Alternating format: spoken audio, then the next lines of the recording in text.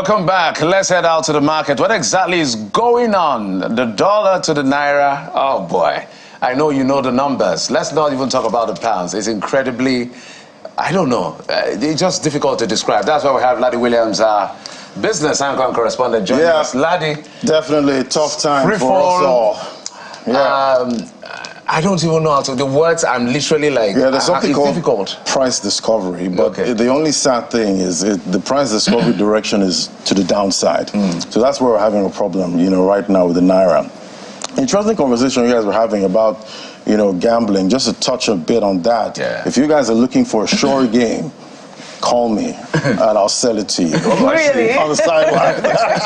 I do that on the side. So, But yeah, about the Naira, definitely. If you look at the trade yesterday, the close, we were able to close at 1,598 Naira to the dollar, and that was down about 3.78%. When something, and I said drops 3.3%, that's a big drop there. You see that 1,598 intraday high, $1,712. That's 12 Naira. That's how high it got, during trade yesterday. Intraday low, we see that there, $1,100. So I don't know if anybody was able to gather that price. So intraday means before just at the middle of the market. Yeah, middle of trade. Yes. Then we see the pound there, massive drop there, 2,040 Naira. We know we've talked about this in the past. Some people said it was going to get to this level at some point, but it didn't feel real. But now we're seeing this actually happening right now. We flip over to other markets there, the parallel market.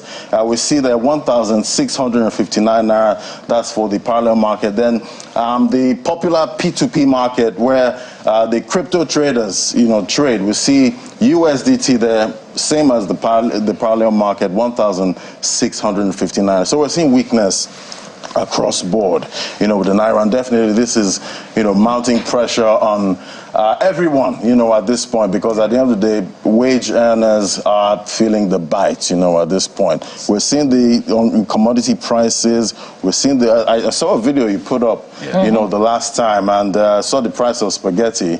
We see how far that has, luxury now these days. Then we're seeing protests, at this time. States we've seen protests.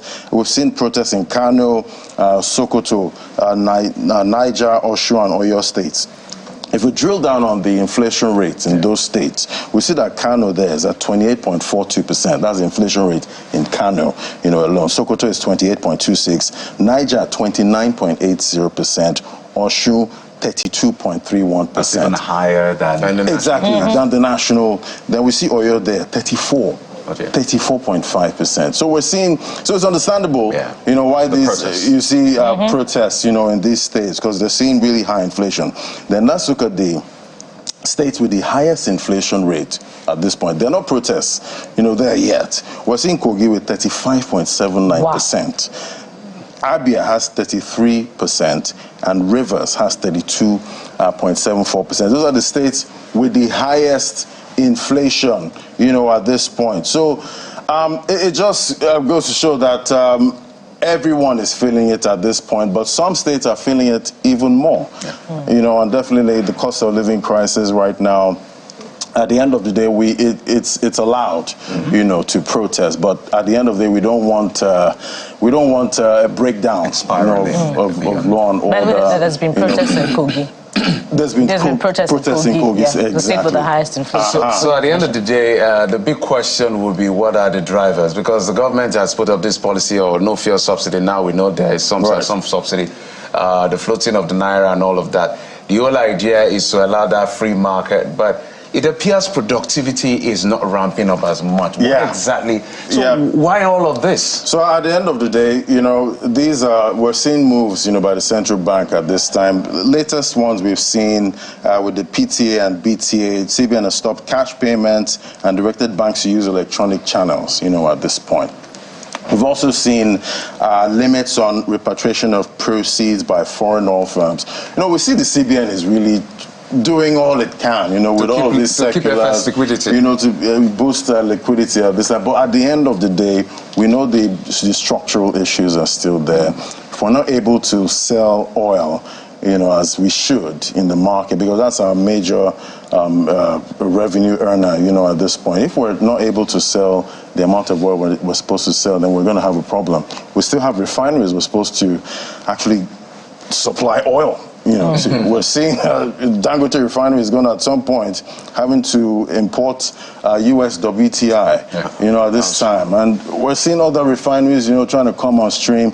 So at the end of the day, the issues are there, but we all have to find a way to come together to solve this problem. I don't believe the government can do this alone. I feel we all have a part, to play, but productivity, very important. We need to start moving in that direction, at this time. If not, we're still going to be going, in circles. And we've seen, analysts and experts, tell us the right steps to take, at this time. But definitely, for me personally, I'm staying away from imported stuff at this time. I'm doing my best, as much as I can. You're looking dapper, by the way. Where's your suit from? This was made in Nigeria, but Nigerian. By a Nigerian. But I don't know about the fabric, but it was made here. It's so funny. Those who live in glass houses, they're throwing stones. Right. Really? Yeah. This was made in Nigeria by a Nigerian designer. All right. And I believe the fabric was also manufactured in Nigeria. We're going to check the origin of that fabric. We're going to check the origin. Oh, fantastic. So crepe. The point I was going to make now is we're looking for ideas, right, to drive down price of food. We can talk about the dollar to Naira a lot, and we can go on and on about it, but when people go to the market, they want to see the value of the food or the prices dropping. I was going to say that, do we ask those who are placing bets, the $15 per day, 55 million Nigerians, to maybe invest in the economy of sorts? That's just by the way, but is there any way that we can drive down the prices of food? I know we've talked about this for a long time, but perhaps one more day, let's talk about it. One more day. Yeah. Insecurity. We need to solve that. We need to let the farmers go back to the farms at this point. If they're not able to go back to the farms and, bring all of those produce out, then we're going to have a problem. So we shouldn't do cosmetic, solutions. We need to go deeper. Let's ramp up security at this point. Let's make sure the farmers actually go back to the farms and produce. That's the easiest way, at this point. Let's provide storage facilities. Well, since I was in secondary school, it's the same problem, of agriculture. Every time they say, name 5 factors affecting agriculture in Nigeria. The same problems are here now. As how many years ago? Same problem. Insecurity, storage facilities, irrigation, all of that, is still here with us. So we need to really work, because at the end of the day, we keep talking, and the reality is we all feel the bite, in our disposable income at this point. There's nothing to dispose, right now. It's nothing, really absolutely nothing. We saw tubers of yam on the screen just a moment ago, and from the price commodities list, just 3 tubers. Go for 9,000 Naira now. What we used to buy in the average. bunches, So, back then, for maybe 3,000 Naira at most, and you're getting a huge bunch. But Ladi, away from price commodities, let's go back to the diminishing value of the Naira against the dollar. I wonder if you had time to watch the morning brief from the beginning. Quite a number of comments from our viewers, particularly about the EFCC raid, with some saying, but it's the CBN issuing dollars to the banks, and the banks also giving to the BDC operators, with some saying, why don't you stop licensing them altogether, that there's no country in the world where BDC operators are prospering like that.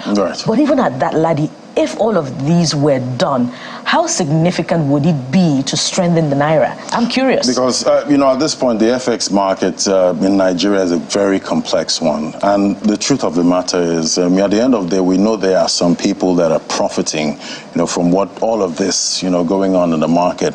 But, looking at the BDCs, at this point, the central bank, the banks, dynamic.